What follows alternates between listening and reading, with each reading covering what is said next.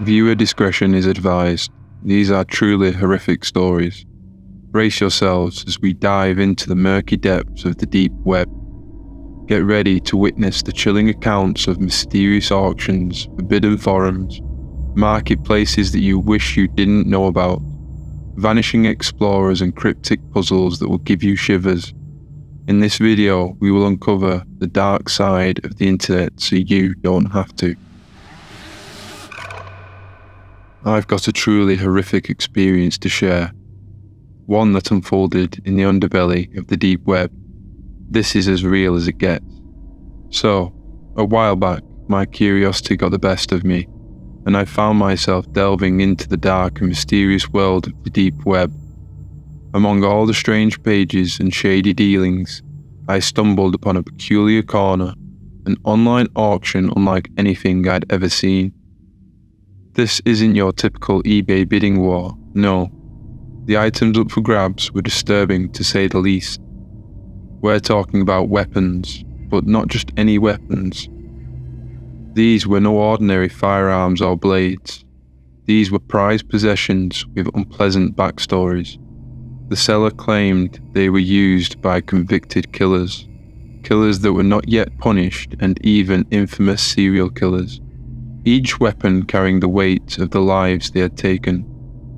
Imagine scrolling through the auction and there it is, the knife that was once in the hands of a notorious murderer. Or the gun that silenced innocent people. It was like peering into the dark abyss of human depravity, a glimpse into the twisted desires of those who collect such morbid trophies. Now, this is where things get a bit more real. As I dug deeper into the auction, I started to uncover disturbing truths. I stumbled upon evidence that connected these weapons to unsolved crimes and ongoing investigations from articles posted in the live chat. These were no mere replicas or props. They were the real deal, instruments of destruction with a trail of blood and horror behind them. As I sifted through the information, I felt a sickly weight of the lives affected by these weapons. I had stumbled upon a secret network of monsters, inhumane people that reveled in the possession of these sadistic, malicious objects, their intentions sending chills down my spine. I had unwittingly wandered into a den of predators, feeding off the thrill of owning these gruesome weapons.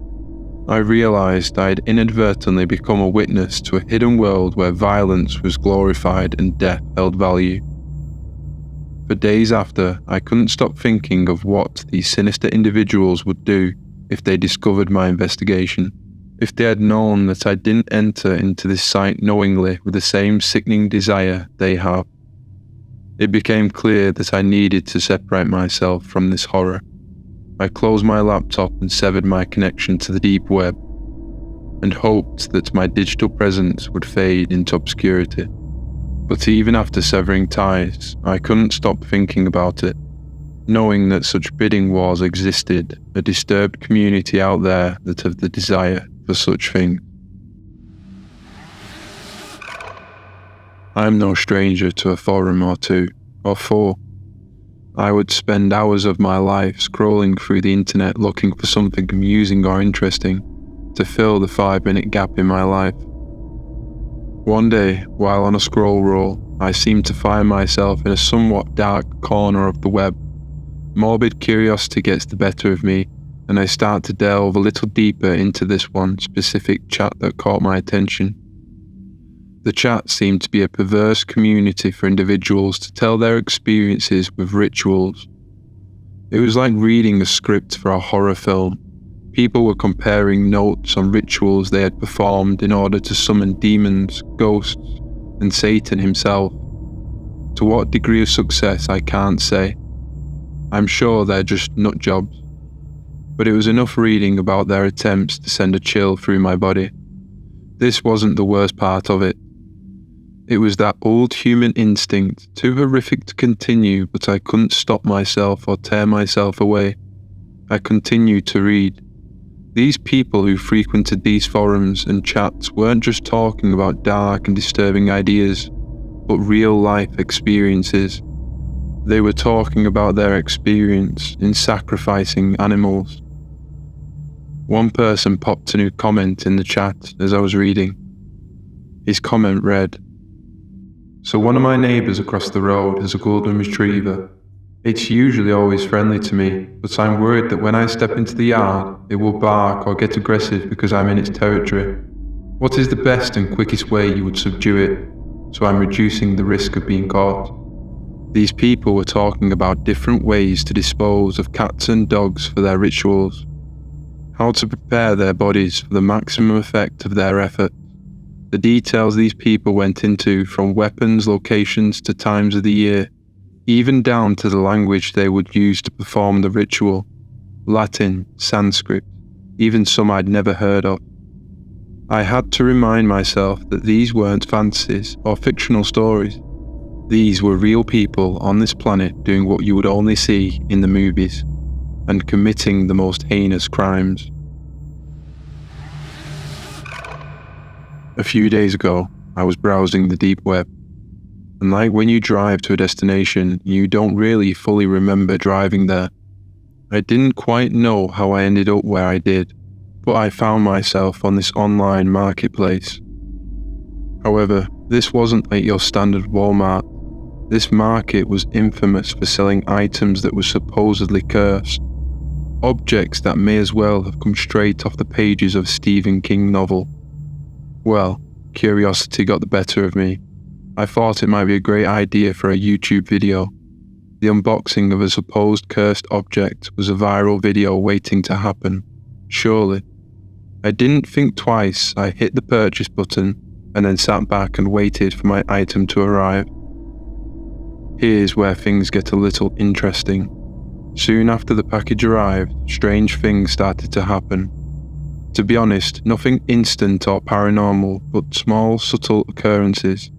The kind of thing that has you thinking you're going crazy. Cupboard doors left open, doors left unlocked. You thought you put your keys in the front door, and now they're on the floor in the living room. Don't remember turning the hallway light on before bed. I started to hear whispers late at night.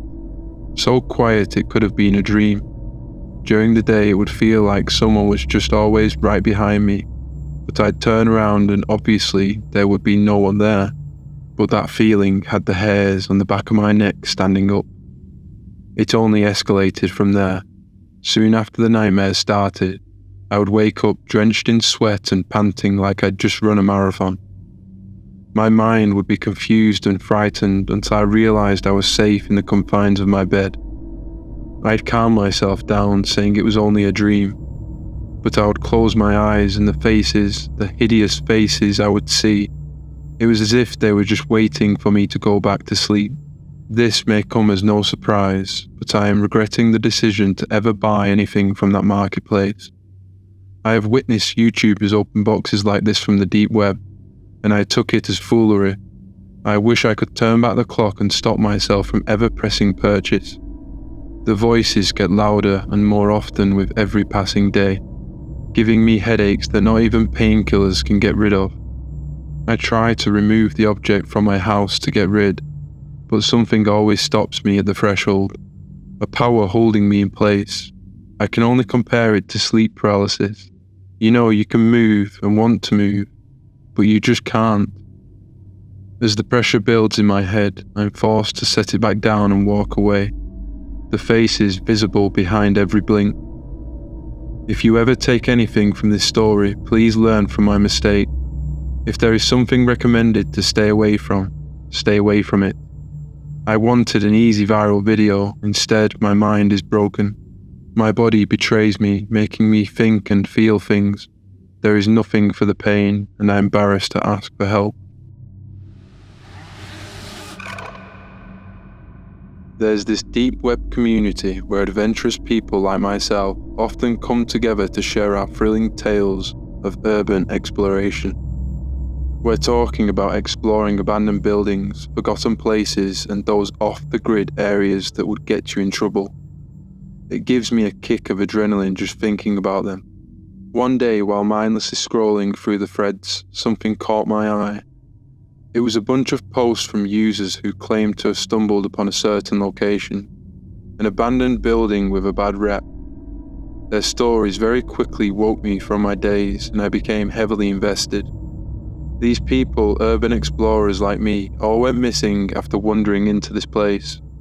Reading some of the very first messages, it started from curiosity, and now with the reputation it has built, dares, fear, and adrenaline have fueled the names that add to the missing list. The last messages left behind from all of them shared the same vibe, building up tension, and then nothing. Like I said, I was invested, so I ventured a bit deeper. I really wanted to find clues in their messages to why they just up and vanished, never to be seen again, and I found connections. Some of the people's last messages shared a sense of panic and paranoia. They described strange noises in the dark, whispers that seemed to come from everywhere, and that feeling as though someone was watching them. I'd simply put it down to their paranoia. It can really get you in places like that, but the fact that all these people share a mutual fate of going missing tells me otherwise. But it didn't end there. One of the recent missing had actually live streamed right before vanishing into thin air. I watched that live stream with a mix of fascination and sheer horror. You could cut the atmosphere with a knife as they explored the abandoned building, their voices trembling with each step. You could clearly hear additional voices and quick-paced footsteps throughout the video. The person quickly spinning around with the camera, making it really hard to pick anything apart. And then, it happened. Right before my eyes, a partial scream, and then the live stream cut off abruptly. No reasoning, no explanation, just darkness and silence. Again, I am left wondering what had unfolded in that place, and what had happened to the person behind the camera. You would think this place would be heavily under lockdown, cleared and under investigation, but the families, friends or loved ones are never to know where they visited last. We are all on the deep web, and we all do the utmost to keep everyone's activities to ourselves. After all, no one really knows what's happening. Is there something there that is supposed to remain hidden? Is there an horrific anomaly there, just swallowing everyone up, or could it be a serial killer posing as one of us, making light work of us urban explorers, creating that perfect killing ground for his next meal, to just wander in driven by their adrenaline? Or it could just be that all of them are in on it, and they are creating a legend for the urban explorer. The unanswered questions and investment I have for this place is making it really hard to stop myself from going. It's become my Mount Everest, that pinnacle I need to reach. I'm en route there now. I will keep you updated.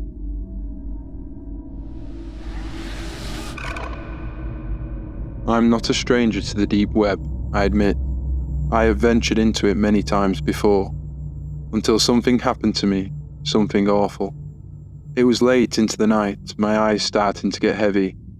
I was actually going to shut down and call it a night, but something caught my attention. It was a link to an impossible cryptic puzzle, so I thought, why not? I'll give it a go, and then head to bed. This puzzle comprised of riddles and challenges along with short mini-games. Now, this is where things took a wrong turn.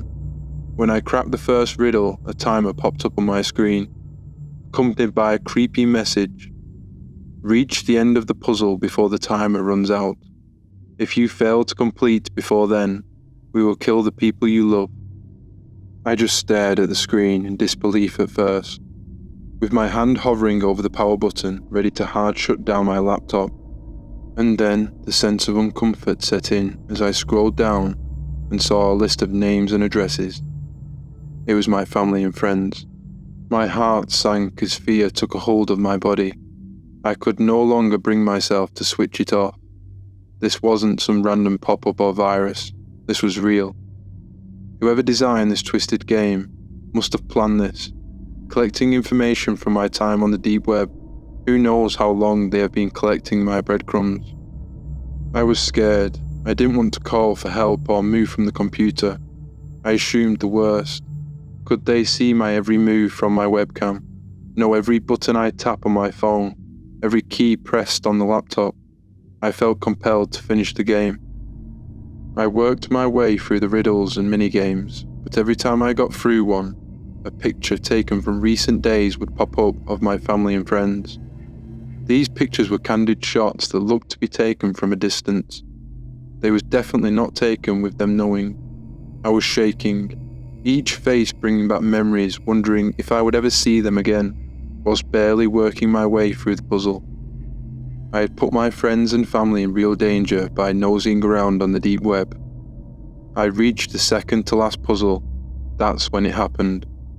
More pictures appeared on my screen, but this time they were taken in real time. They was of me. I could see myself sat at the computer in the upstairs bedroom window.